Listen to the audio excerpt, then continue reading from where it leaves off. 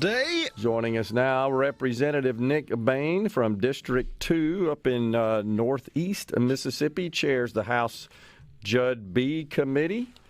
Representative Bain, always good to see you, sir. Thanks for coming in. Yeah, thanks, Gerard, for having me. Always fun. So it's been a more active session that I think was anticipated, it being an election year. Your thoughts? It has been, and there's still a lot more to do. But as far as early on, we've tackled some big issues, and typically, like you said, election years are try to be a little bit under the radar, if you will. Yeah. Come in and pass some stuff and pass the budget and get home. But that's not been the case. I think that's been consistent with what the Speaker said. Of course, this is his last one. And with what the Lieutenant Governor said beginning before the session, that we're going to continue to tackle big issues. Yeah. Well, the Speaker, when he was in just a couple of days into the session, indicated that full elimination of the income tax, still his top priority. Though I don't think I've seen any legislation to do that at this point. Yeah, I don't know that you have. And, of course, the bill to those revenue bills, that deadline is not yet upon us. Yeah, so we got time. So we have time, and I think you'll see that. I think all of us, myself included, are all on board with him on eliminating the income tax. And the question is, how are we going to do that? But I think we're all on board with doing that. And Speaker Pro Tem Jason White indicated the same as well. It's a high priority to him. So what about your committee, Jud B? What's going on there that you're focused on? Yeah, we continue to focus on law enforcement issues. We have some stuff that we're looking at. Back in the summer, Gerard, I talked with the police chiefs of Mississippi. Some of their big issues obviously was pay. Yesterday, we passed a bill out of Jud B that will basically, the state will supplement municipalities and counties all over the state, supplement pay for law enforcement officers. So we've got that going through the process. We passed it out. It goes over to appropriations now. Also, we passed out their other big issue was mental health and trying to stem the tide. And I think I've said this either on your show or others, that mental health is an issue for them. They spend a whole lot of time dealing with responding to mental health calls, and almost to the point to where they can't respond to the other stuff. So we're trying to have a framework for them to go by. Those are two of the big issues. Again, we're looking at other stuff with the fentanyl stuff. We've talked about that before. Representative Yancey passed out a bill with the test strips, which I fully support that, and decriminalizing that. We're also looking at an issue with what they call gas station heroin. I don't know if you're familiar with that, but it's this tianeptine product that they have. We're looking at ways to I hate to use the word regulate, but that's essentially what we're doing, is to regulate it, but just to make it safer for the public. So that's an issue that we're looking at, along with other stuff that the prosecutors have asked for. We've got a bill coming. You saw the governor did an executive order regarding TikTok. I don't know what that is. I do know that it can be a problem, and there's some issues with potential spying on people through that platform, social media platform. So we're going to have a bill to outlaw that on state devices and also on city and county devices. So we got a lot to go. And of course, last week through the Public Health Committee, we handled the transgender reassignment bill, if you will, called the REAP Act, which I forget what that all stands for, but basically regulating and prohibiting transgender reassignment surgeries for those under the age of 18. Yeah.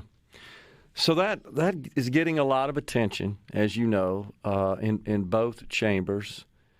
Would you care to handicap that bill getting across the finish line? Oh, I think it will. I mean, it passed in the House 78 to 30, I think, which, you had a couple of, I think there's 76 Republicans. So, I think you had one or two Democrats that crossed over, and the rest of that was Democrat. The 28 would have been all Democrats. Now, the big thing and the telling thing about that is there was a number of people that just didn't vote, and that happens from time to time. But I think it passed the House pretty easily. I think it'll pass the Senate. Now, there'll still be a lot of debate on it, and in some respects, gnashing of the teeth about it. But I think it will get across the finish line in the Senate and go to the governor's desk, and he'll sign it. Well, as you know, there was an event yesterday that was held at the Mississippi Trade Mart, and then some legislators got together after that and are still discussing this. Just concerned about the fate of the legislation at this point. And, of course, you're always nervous until it gets across the finish line and gets enacted into law with the governor's signature. Getting through both houses. That's right. And then after that, you have to worry about, Arkansas, Alabama did the same bill or very similar bills. And I know there were some legal counsel there at that rally yesterday that talked about this. With the legal challenges that will emerge from this, I know that Arkansas was challenged, maybe Alabama was too, that they've had some, I think, the procedure of that, there's an injunctive that's been in place. But like I said on the floor, when that question was asked me, they asked me on the floor, why are we going to do this when it's just going to cost taxpayers money? Why is it going to be challenged when it's going to be deemed unconstitutional? Gerard, that's the same arguments they had about the Gestational Age Act, which eventually went all the way to the Supreme Court and overturned Roe v. Wade.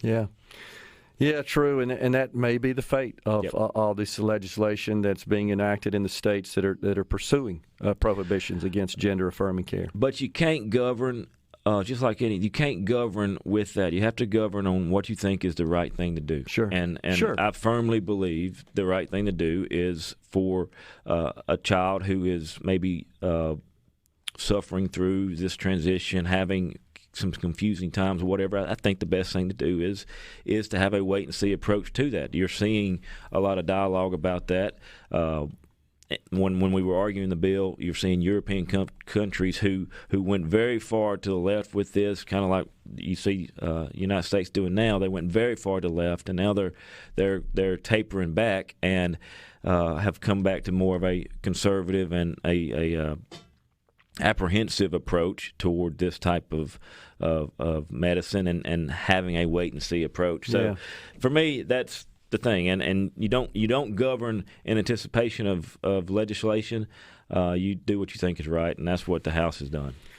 Yeah, well, we'll certainly keep an eye on that and see where that goes. It's an incredibly controversial issue that you and I were just talking before we came on the air. It's somewhat stunning to think that we're even having to address that at a lawmaking level, that this would be an issue. Of course, opponents of this bill would say that puberty blockers and hormone treatment actually improve the mental well-being of youngsters that receive that. But of course, you've got medical doctors and, more importantly, people that have done it once they become adults come out and speak out.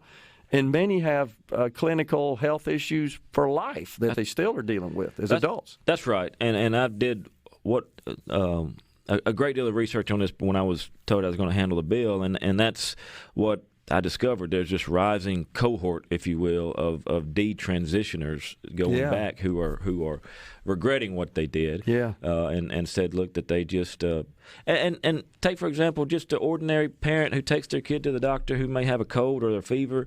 That parent leans very heavily on that doctor. Sure, we all do. Sure. And so that's just a question that I have some. Maybe I'm a little jaded, but I have some hesitation as to how pure some of these doctors' motives are. Yeah. It's crazy. And of course, you got the blue states that are going in the other direction, literally requiring teachers and administrators to inform students about the availability of puberty blockers and hormone treatments at a young age so they can pause the progression, the natural body's progression, until they figure out what they are, which you say, without having to tell parents about it. That's which is crazy to me. It's crazy. It's just it's such a foreign concept for me and for a lot of people that I represent, and for I think the majority of Mississippians. I agree. Before we go to break here, can you hang around through the break? I can, yes, sir. We got Representative Nick Bain. But before we go, Rhino and I were talking yesterday about this bill that I believe you authored concerning bribery of public officials. Yeah, and that came to me at the request of Shad White. Okay. He asked for that. It's just going to. I think right now there's a statute of limitations, or there's a small statute of limitations on those type of prosecutions.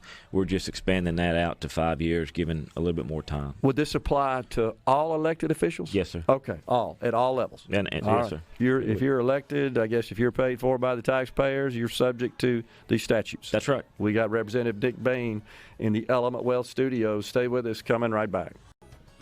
We've got Representative Nick Bain in the Element Wealth Studio. So this bribery bill, I mean, it's pretty straightforward. It is. Yeah. It is. I think he just needed it, thought that it was hindering some prosecutions in some other areas. Okay. So he just thought they needed to expand it. I tell Auditor Shad White on a regular basis, can't we just get you to be the Maytag repairman so that you don't have all these prosecutions? I mean, he got tired of every day, seeing a new report where the auditors found somebody stealing taxpayer money. Yeah, he's tough, and I represent a small town, and they're always saying, as a lawyer, I represent a small town, and they're always saying, well, we got to make sure everything's right. We don't want Shadrach coming in here, And most of those schemes they're not that complicated. That's I mean, right. it's pretty simple to discover that as part of a standard audit.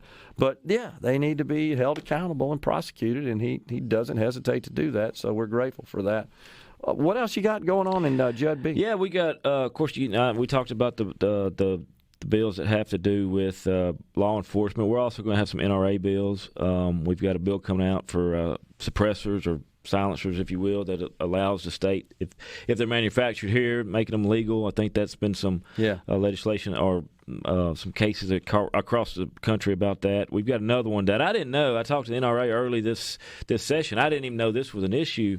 Was apparently you've got credit cards that have a code on them. Yeah. And if you use that credit card at some stores or whatever, that particular credit card, whatever you want to call it, won't allow you to buy the ammo or the guns. Okay. Because it's whatever their agenda is, but they won't let you buy it. I got you. So we're gonna. So the credit card issuer. The credit, let's just say, and it's just an example, like an American Express. You take your American Express, you want to buy some ammo at wherever, Walmart or your local mom and pop store, and you take that, and the credit card puts a block on it because they don't want you using their company to buy ammo. So what are we doing in Mississippi? So we're going to make that basically illegal, that they can't do that. Okay. And that's other states have been doing that. That somehow or another, far more sophisticated than me, but everything you buy has some type of code attached to it. It does. So it's got like a commodity code, an industry standard commodity code. Yep. So this code,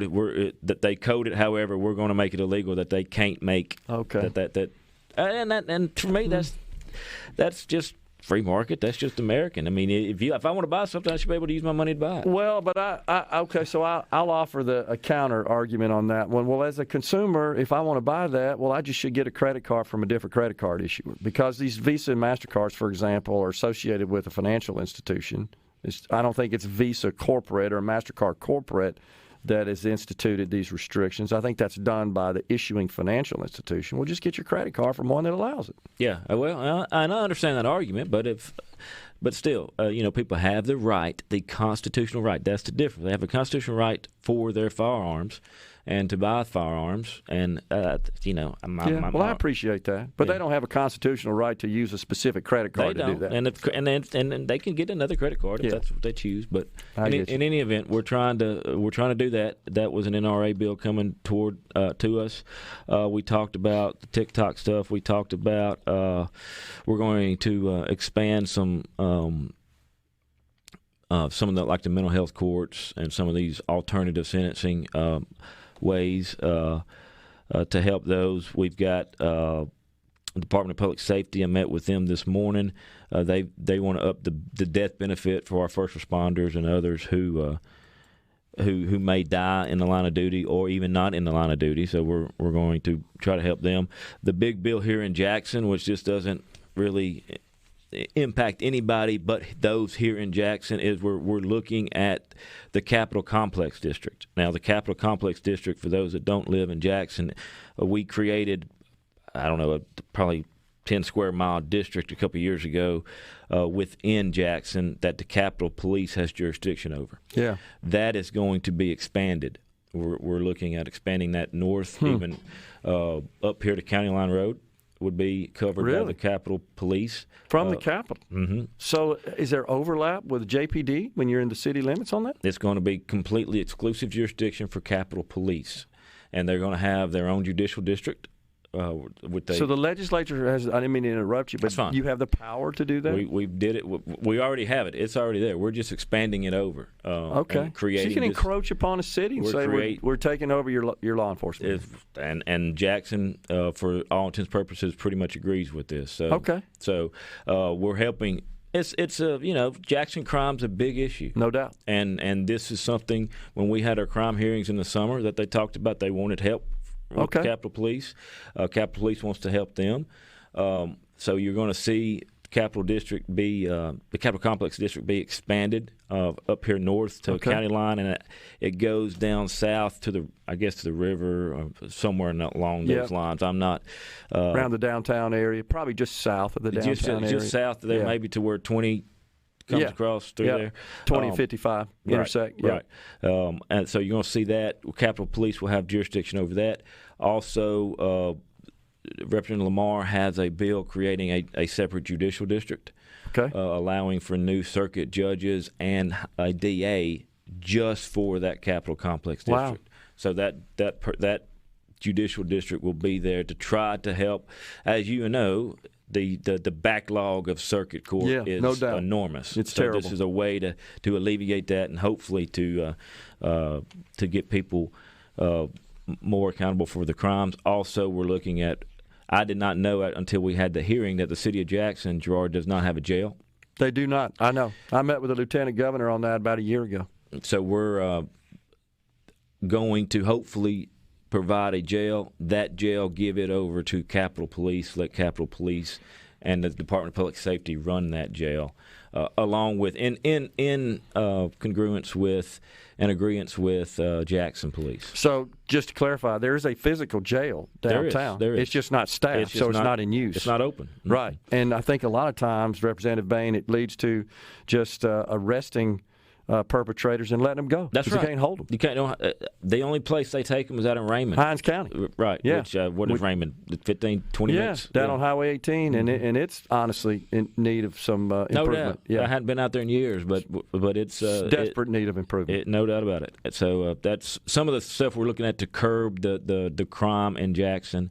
Along with, I know there was some talk about, and you're more familiar with this than I am, with some of the like Flowood police driving into Jackson and chasing people. We've got some bills to address that. So in any event, that's the stuff we're looking at in Jud B. What I hope this results in, and I don't know if there's a way to include some sort of conditions in this legislation, is that the city of Jackson redeploys those officers and their resources that are patrolling and working the area you're talking about, expanding the Capitol Police into, to the other areas of town. That's the idea. Okay, and so they have more coverage. That's the hopeful. We're looking at paying them more.